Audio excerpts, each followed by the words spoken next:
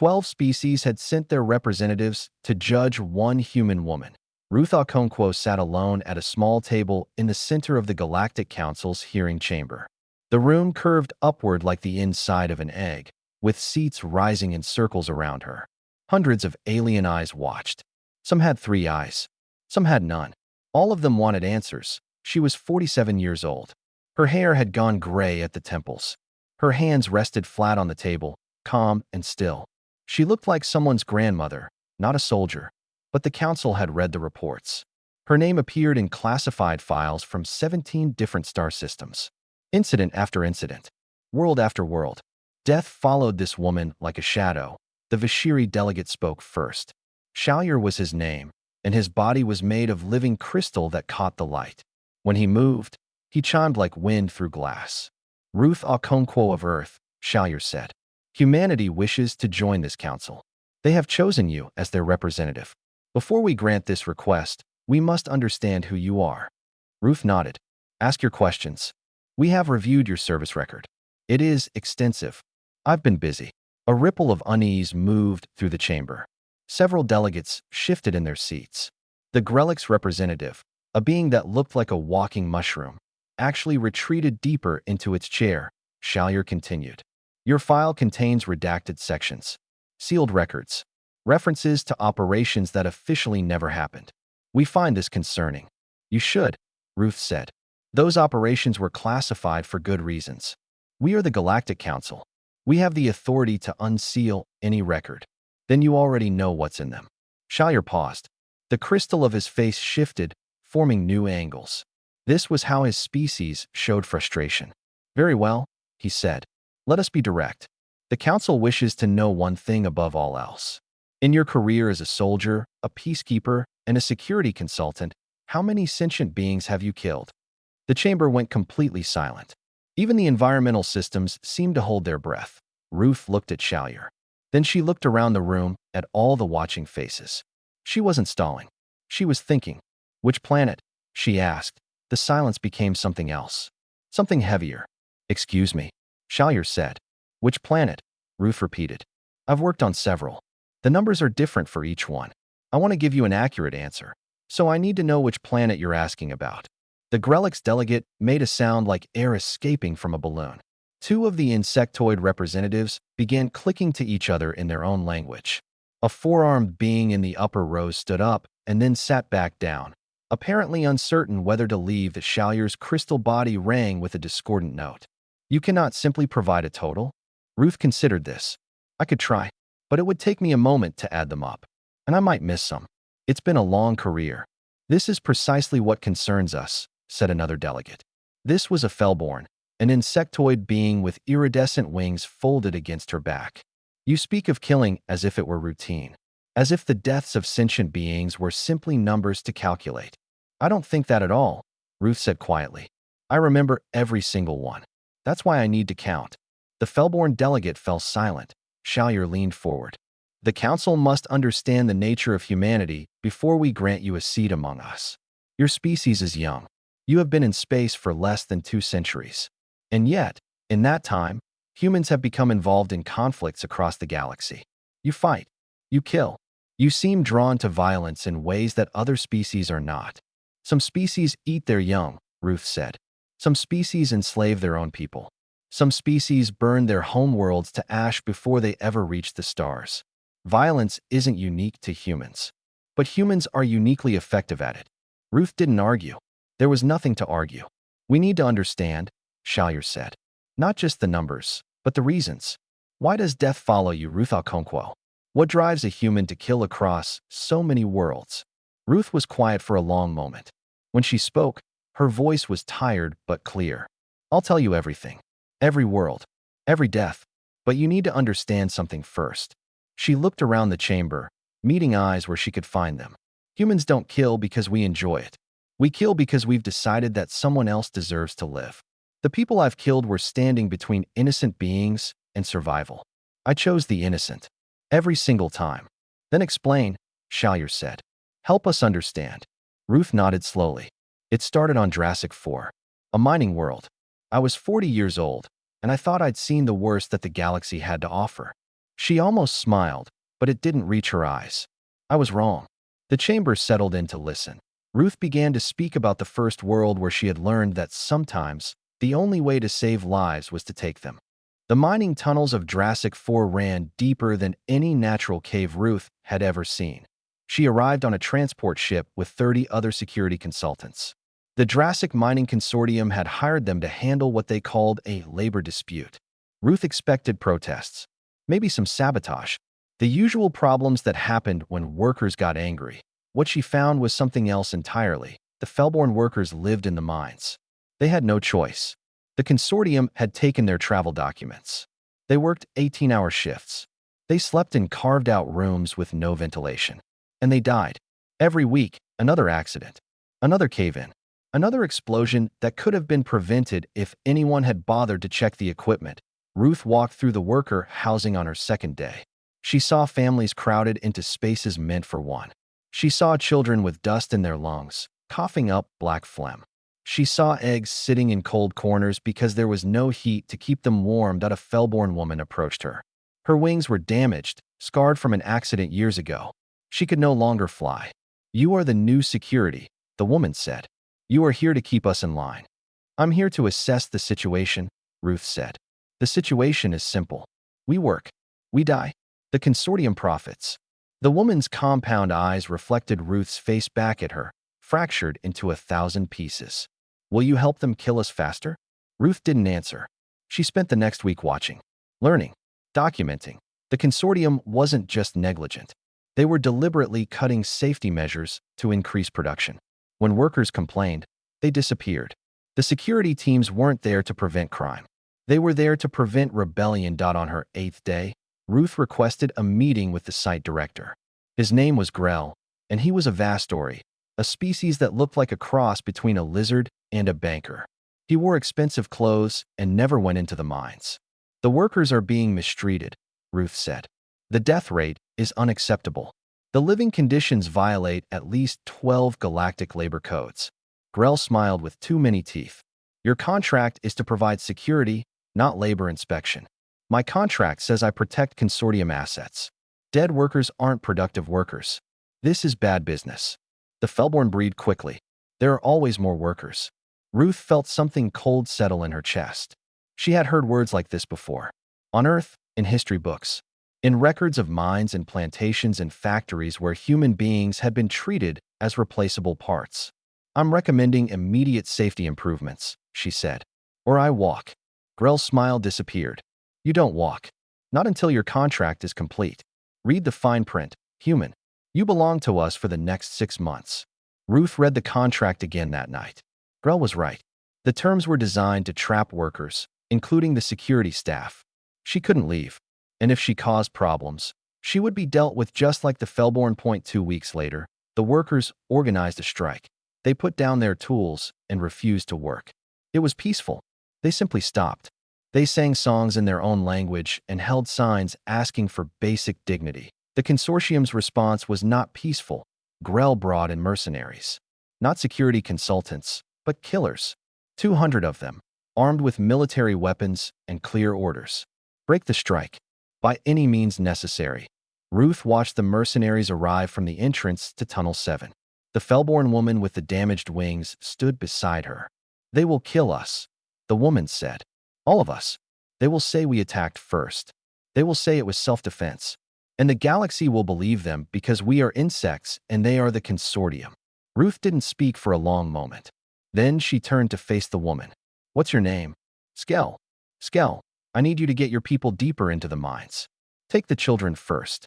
Take the eggs. Go to the lowest tunnels and stay there." "What?" Ruth reached into her bag and pulled out a weapon. It was small and old and had been with her since her days as a peacekeeper on Earth. "Because I'm going to buy you time." The fight lasted 3 days. Ruth knew the tunnels better than the mercenaries. She knew where the supports were weak. She knew where gas pockets collected. She knew every shadow, every turn, every place where a single person could hold off a squad. She didn't fight fair. She couldn't afford to. She collapsed tunnels behind her. She led mercenaries into dead ends and then brought the ceiling down on them. She set traps with mining equipment and watched from the darkness as they triggered the end. 847 mercenaries and consortium security personnel were dead. Ruth had killed most of them herself. When the relief ships finally arrived, sent by the Galactic Labor Board after Skell managed to get a distress signal out, they found Ruth standing at the entrance to Tunnel 7. She was covered in dust and blood. Her left arm hung useless at her side, broken in 2 places. Behind her, 3,000 Fellborn workers emerged from the deep tunnels. They were alive. Their eggs had stayed warm. The tribunal chamber was silent as Ruth finished speaking. 847, Shallyer said. On one world alone. They were going to murder children, Ruth said. I stopped them. By becoming a murderer yourself. Ruth met his crystalline gaze without flinching. The Fellborn govern their own world now. Skell sits on their ruling council. Her grandchildren fly free. That's what my murder bought. She let the silence stretch. Would you like to hear about the second planet? The grain fields of Yini stretched from horizon to horizon like a golden ocean. Ruth had never seen anything so beautiful. The planet was covered in farmland, every continent dedicated to growing food that fed dozens of worlds. The Yini people had turned agriculture into an art form.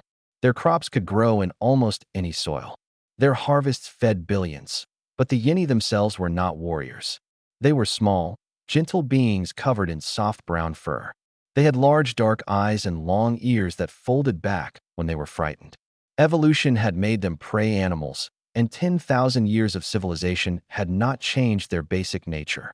They could not fight. They did not know how. This made them targets. Ruth arrived on Yini 2 years after Jurassic 4. Her reputation had grown. Word had spread about the human woman who had defended the Fellborn miners. Some called her a hero. Others called her a monster. Most called her effective. The Yini Council hired her to protect their grain shipments. Raiders had been attacking the transport convoys, stealing harvests meant for hungry worlds. Without those shipments, millions would starve. We cannot fight them ourselves, said the council speaker, an elderly Yini named Boral whose fur had gone white with age. We have tried. Our people freeze when faced with violence. It is not cowardice. It is simply how we are built. What do you know about the raiders? Ruth asked. They are Keseth, a predator species from the outer systems. They see us as. Boral paused, his ears pressing flat against his skull. As food. As prey. They do not just steal our grain. Sometimes they take our people too. Ruth felt that familiar coldness settle into her chest. Show me your maps. The Keseth were hunting the Yini like animals. They struck fast, took what they wanted, and disappeared before any help could arrive. The Yini had no defenses. Their world had no military. They had never needed one. Ruth spent 3 weeks training Yini volunteers. She taught them to hold weapons. She taught them to stand in formation. She taught them the basics of combat. IT didn't work. The first time a Keseth raider appeared on their training ground, every single Yini froze. Their bodies locked up. Their minds went blank. 10,000 years of evolution screamed at them to hide, to run, to play dead. They physically could not fight back. Ruth sent them home. What will you do now? Boral asked. What I have to do, Ruth said. I'll handle this myself. For 3 months, Ruth waged a one-woman war against the Keseth raiders. She learned their patterns. She mapped their movements.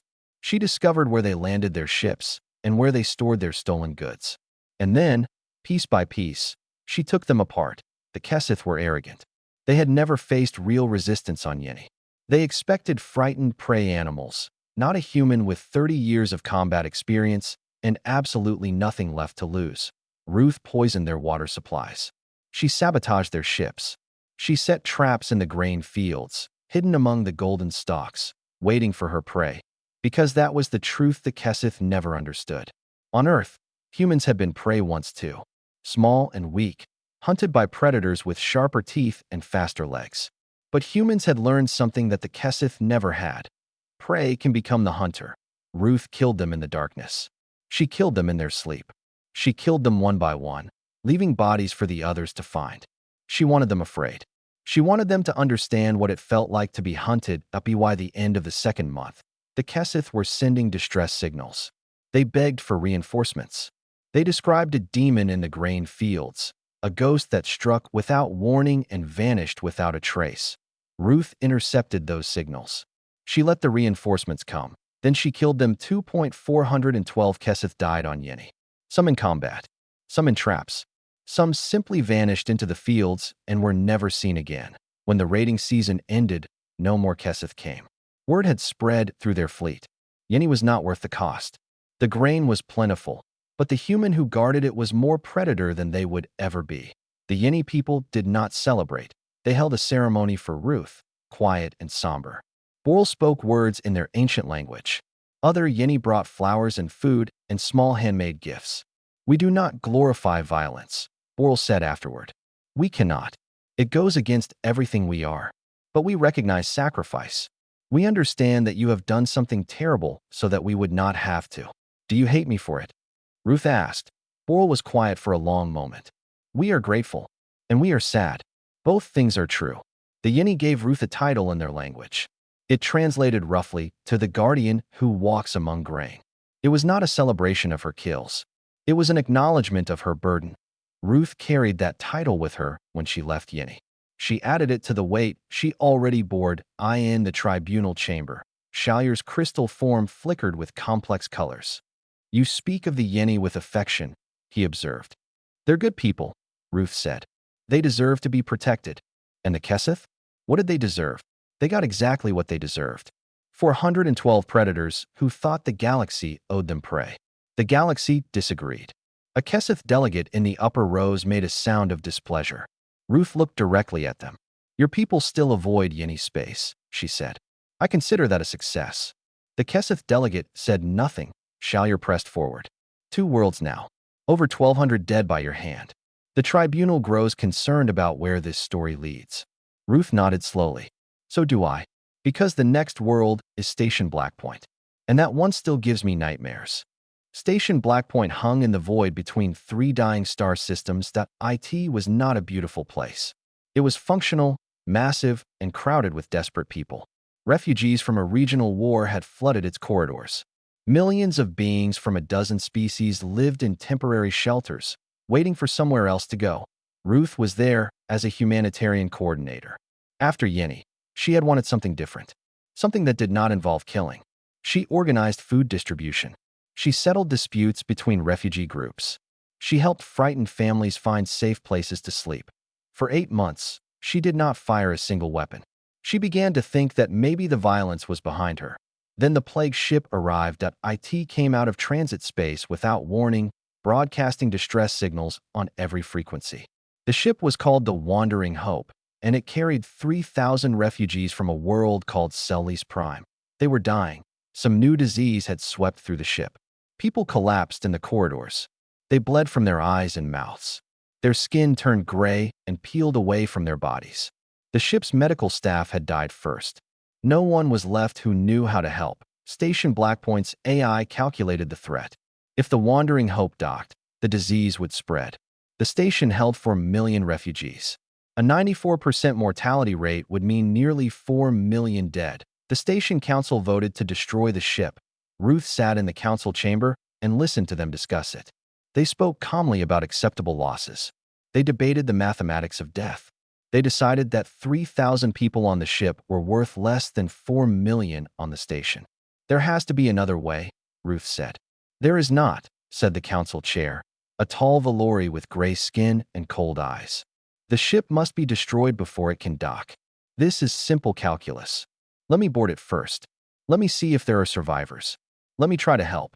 The council chair studied her for a long moment. "You would risk your life for strangers?" "I've done it before." They gave her 6 hours. If she was not back by then, they would destroy the ship with her on it. Ruth suited up and crossed to the Wandering Hope in a small shuttle. The ship was worse than she had imagined. Bodies lay everywhere. The smell of death had soaked into the walls. The lights flickered and failed. The life support groaned with effort. She found survivors in the lower decks. 47 people huddled in a cargo bay, still healthy, still alive.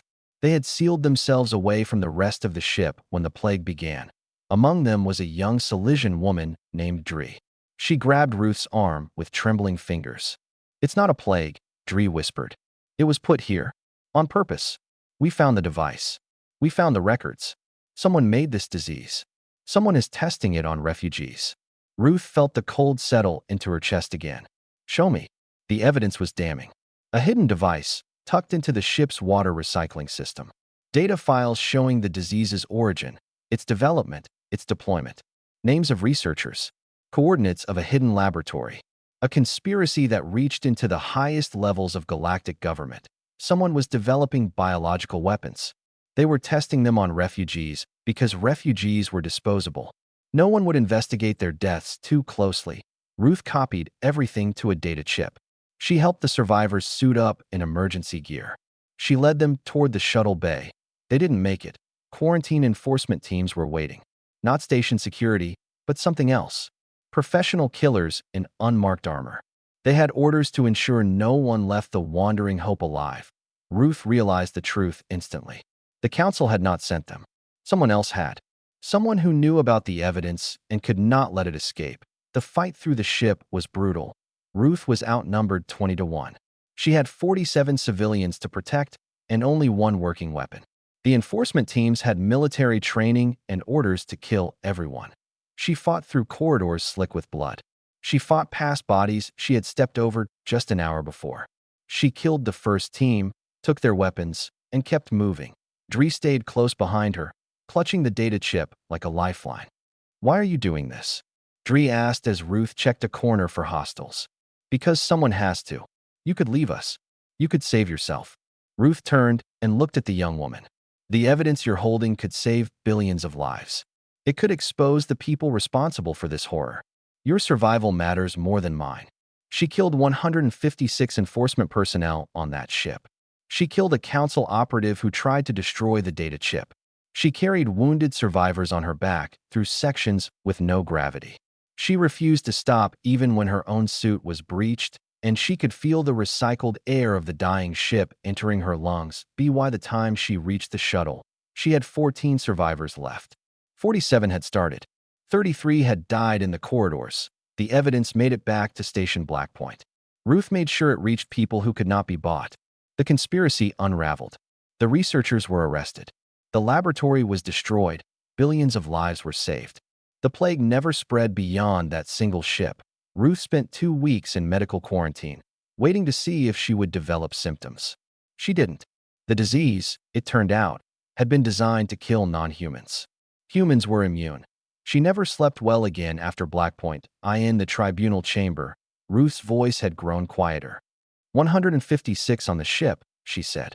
People who were following orders to commit genocide. People who were willing to kill refugees to hide a secret. "You saved billions," Shalier said. "I saved 14 people on that shuttle. The rest I failed." Ruth's hands, which had been steady throughout her testimony, began to shake slightly. "I still see their faces. The ones who didn't make it to the shuttle. The ones who trusted me to get them home." The chamber was silent. "Shall I continue?" Ruth asked. Shalier nodded slowly. "There is one more world. The tribunal must hear all of it." Ruth took a breath. "Malorn. The siege. That one is different from the others." "How so?" "Because on Malorn, I wasn't alone. Malorn was supposed to be a symbol of hope. 3 species had built the colony together.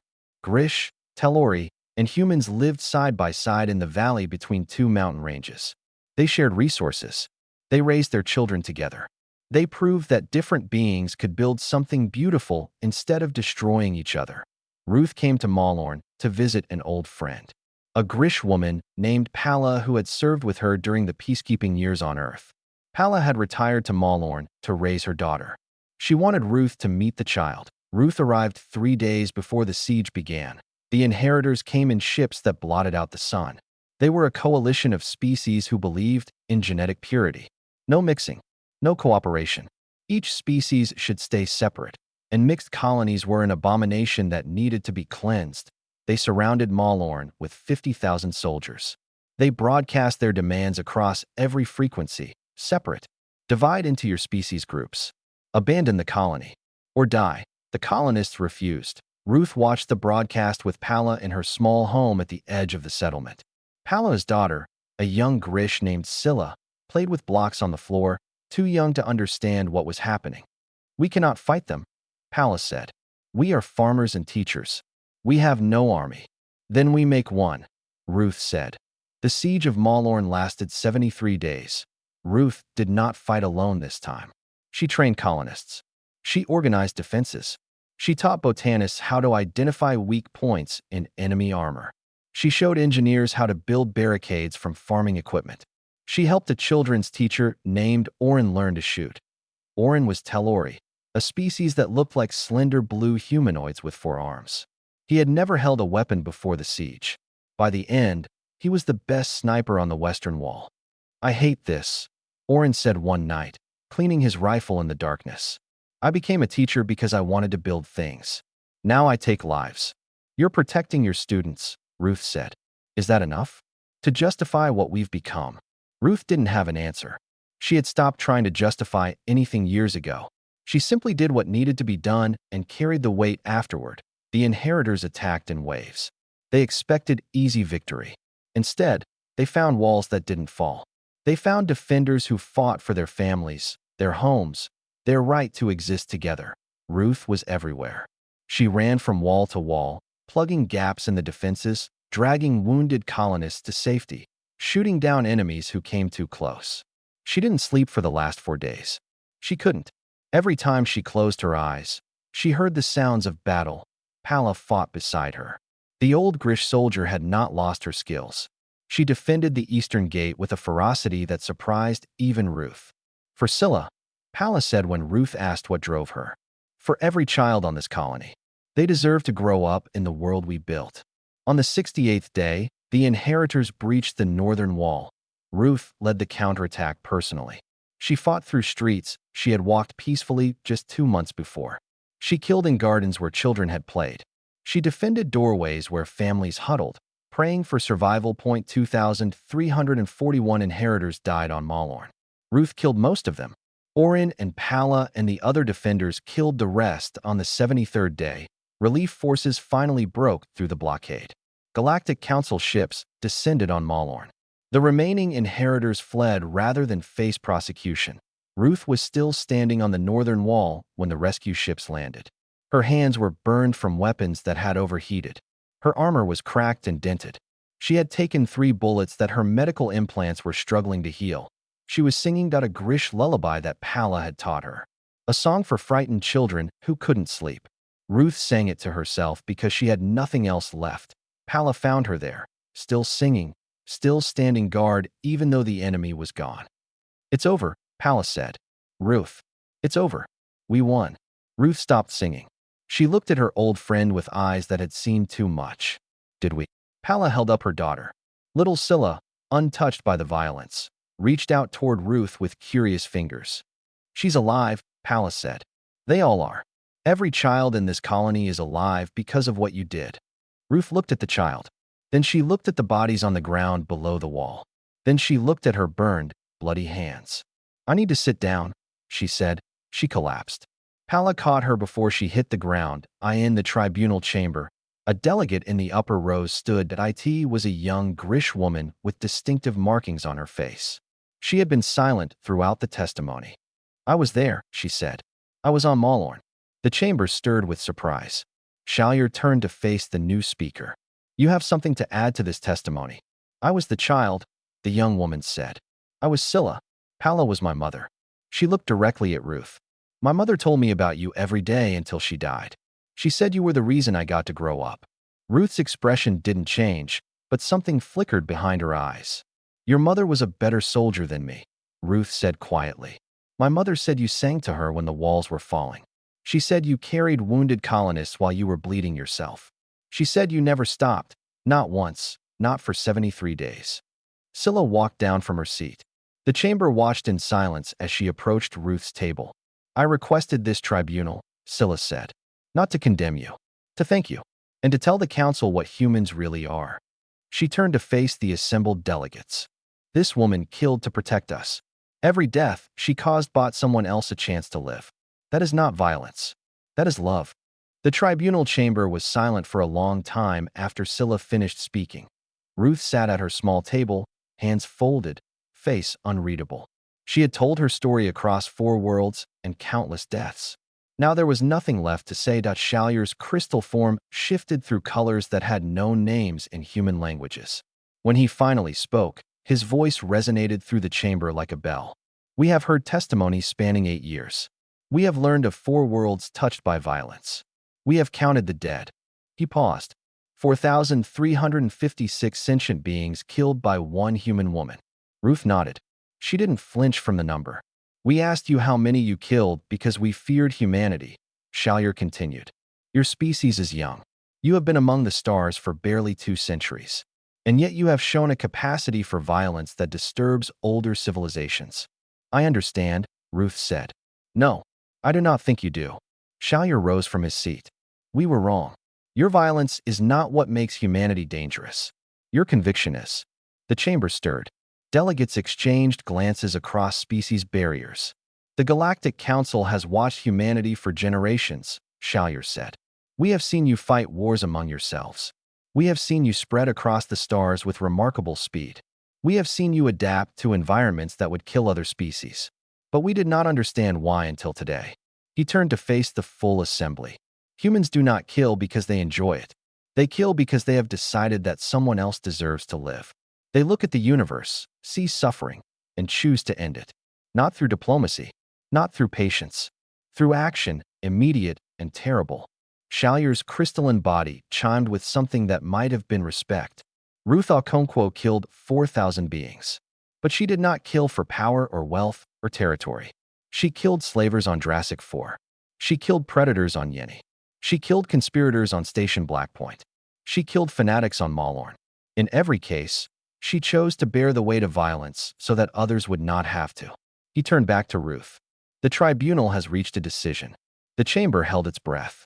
11 species vote to grant humanity a permanent seat on the Galactic Council. Ruth Okonkwo will serve as their first representative. Ruth blinked. For the first time since the tribunal began, her composure cracked slightly. 1 species abstains, Shalier added. The Keseth have declined to vote. The Keseth delegate in the upper rows made no sound. Ruth looked up at them. They looked away. The motion carries, Shalier said. Humanity is now a member of this council. May your species continue to surprise us. The chamber erupted in motion. Delegates rose from their seats. Some moved toward the exits. Others approached Ruth's table to offer congratulations or simply to see the famous human up close. Ruth remained seated. She felt hollow. The weight of the testimony pressed down on her shoulders. For 1,000 dead. For worlds changed forever. A young Fellborn pushed through the crowd. His wing casings marked him as from Jurassic 4. He was barely an adult by his species standards, hatched long after Ruth had left the mining world. Ruth Okonkwo, he asked, his voice clicking softly. Yes. My grandmother sent me. She told me to find you if you ever came before the council. He reached into a carrying pouch and pulled out a small object. She wanted you to have this. It was a piece of crystal from the deep mines. Polished smooth. Warm to the touch.